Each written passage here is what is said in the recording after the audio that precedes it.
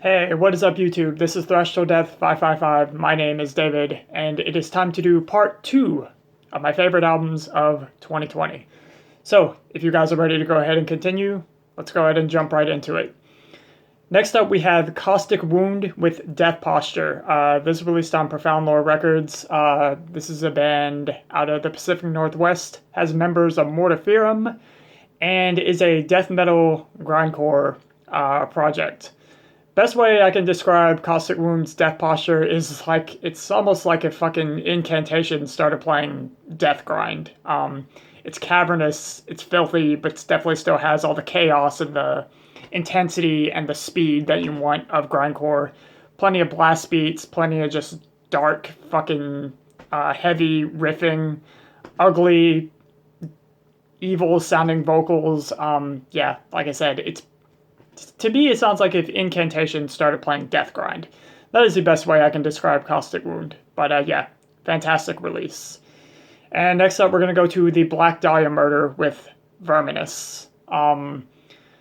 Their last album was, pretty much everything that Black Dahlia Murder puts out is usually just really, really good. I don't think I've heard every single album, but I've heard most of them, and they're just an insanely consistent band for this style of metal, melodic death metal, call them what you will. But this is a great album. Trevor's vocals are just absolutely ripping on this. Tons of great riffs. This new guitar player that they got that they introduced with Nightbringers, this guy is fucking just amazing. And I love the strong sense of traditional heavy metal influence that he brings within his guitar playing into this band. Very cool mix for, Black Dahlia Murder's melodic death metal style that they've been doing for years and years now. But yeah, just like tons of cool riffs on this, catchy, tons of really cool melodic guitar parts. Just an absolute banger of an album from beginning to end. It's very short. It's only like 30-something minutes. But yeah, if you enjoyed Nightbringers, I see no reason why you wouldn't enjoy this as well. Black Dahlia Murder are definitely on a roll right now, and this is another great album to add to their catalog. So yeah, the Black Dahlia Murder with Verminous. And next up, we go to Solicitor with Spectral Devastation. This is a heavy speed metal band out of the States. I forget what state specifically, but man, I was blown away when I heard this back in April. As I said before, it just really gave me those same kind of vibes that Chevalier's Destiny Calls did. It just first listen and I just instantly fell in love with this. It's just such a combination of just great deadly riffing of killer guitar solos. Amy's vocals are just she has such a great attitude. She just sounds so fucking pissed off, and she's just got that punk attitude in her voice. A lot of thrashy stuff on here as well, but like I said, mainly in the heavy speed metal sound. A lot of people compare this to a band called Chastain, which I didn't check out until a little bit after I checked these guys out, and definitely very, very similar. Chastain is another awesome band for those of you who are not familiar, but yeah, man, for a long time, this was my album of the year, and but it did get beat out by something else eventually, and we'll find out what that is later. But yeah, still absolutely love this album. Amazing for being their debut. I can't wait to hear what they do after this. Love the artwork. Yeah, man, just within heavy speed metal, this is some of the absolute best and finest that you will hear this year, without a doubt. Fucking love this album. Love this band. Like I said, can't wait to hear what they do after this. Very, very impressive stuff. Solicitor, Spectral Devastation. And next up, we go to Cirith Ungol with Forever Black.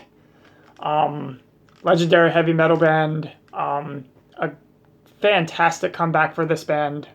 Just definitely still has the classic Cirith Ungol sound. Tim Baker's voice sounds amazing. Just like he hasn't lost anything on his voice at all.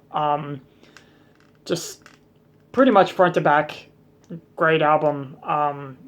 There's epic stuff on here. There's doomy sounding stuff. That strong 70s vibe that's been throughout all of Cirith Ungol's music is definitely still here. But while still being heavy enough, with having those 70s influences. Great guitar work, powerful, thunderous sounding drumming from Robert as expected. Great bass work as well. Just, yeah, absolutely love this album. A killer comeback for Cirith Ungol. And I just became a fan of this band relatively recently. And yeah, definitely one of the kind of pioneers for epic heavy metal. But yeah, just Cirith Ungol, man. Love this. Next up, we're going to go to Ulcerate with Stare Into Death and Be Still. So, Ulcerate give us yet another slab of furious, dissonant, dark, technical death metal. Just full of amazing musicianship, a great, dark, bleak atmosphere. And, yeah, I mean, if you're a fan of Ulcerate and you're familiar with enough with their sound, you should know what to expect with this album. And I definitely noticed this is also a lot more melodic than their past efforts, but still just fantastic stuff. Ulcerate has never done a bad album, and this is no exception. Once again, just another great album to add to Ulcerate's catalog. This is released on Debimir Morti, by the way, a label that usually puts out mainly black metal. But yeah, now they have Ulcerate on their roster, so congratulations, guys. Next up, we're going to go to the Wizar'D. Yeah, the Wizard with a comma or whatever. Punctuation, then capitalized D. I don't know. Let's just say the Wizard. With Subterranean Exile. A band that I had never listened to before. This is some occult-themed doom metal that also sounds quite similar to Manila Road. You got the nasally sounding vocals and just, yeah, there's something about the overall sound that's very, very similar to Manila Road as well. But some great solos, cool riffs. Like I said, I like the vocals quite a bit. They are of the nasally variety. They do have some similarities to Mark Shelton, but I'm not going to say they sound dead up like Mark Shelton or anything. A lot of people also compare this band to Pagan Altar, which is another fan favorite for classic doom metal. I haven't listened to a whole lot of Pagan Altar, but I do still need to give them a little bit more of a chance. But from the little I have heard, yeah, I guess you could definitely say there is some Pagan Altar influence in here.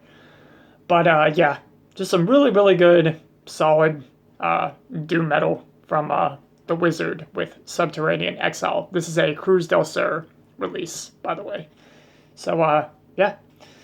Next up, we go to Warbringer with Weapons of Tomorrow, released on Napalm Records once again. Warbringer just continues to be one of the more interesting and just one of the best bands within the newer, thrash metal, modern thrash metal bands. Warbringer just continues to be a standout. I've been a big fan of these guys ever since I got to see them with, I saw them open for Overkill and Creator. A fantastic live act. If you've never gotten the chance to see this band live, do it. Keeble is just an absolutely fantastic frontman. Love his vocals. He's got aggression. He's just got such character. Just a voice that you just really remember. And just, yeah. Great riffing as well. Of course, tons of just lots of cool, thrash that you would expect from this band. But seems like every release that this band puts out, they experiment a little bit more and a little bit more, and they definitely do some experiment or some adventuring outside of thrash. This is way more than just a thrash record. There's some proggy stuff on here. There's a long epitrack, which they also did on their last album, Woe to the Vanquished. So they're doing a little bit more of that this time around. Great production, great guitar work, riffs, drums. Yeah, Warbringer, Weapons of Tomorrow. Love this album. Next up, we go to My Dying Bride with the Ghost of Orion. The masters of the gothic doom metal genre are back once again. Aaron sounds absolutely fantastic on this, vocal-wise, and great music as well. And of course, just sad, somber, gothic doom metal that only these guys can pull off. Yeah, absolutely love this. My Dying Bride, The Ghost of Orion. And next up, Paradise Lost with Obsidian. Of course, can't have My Dying Bride on this list without Paradise Lost. Paradise Lost have just been on an absolute roll for the past couple albums, and this continues them mixing their gothic stuff with their death doom stuff as well. Ever since they, on The Plague Beyond back in 2015, they went back to their death doom roots, but they kept the gothic sound, and this album continues to do that, just like that album did, just like Medusa did. Still has plenty of heaviness. Nick sounds awesome on this. The drummer really, really stands out on this. A fantastic drum performance on this. There's some Sister of Mercy era sounding stuff on here. I feel like this band has always had that influence within their sound. Another great mix of the death doom and gothic metal for Paradise Lost with Obsidian. Great stuff. And the last thing we're going to talk about here is Witch's Hammer with Damnation Is My Salvation. This is a Nuclear War Now release. This is their debut full length. Oh yeah, I've got the CD right here. What am I doing?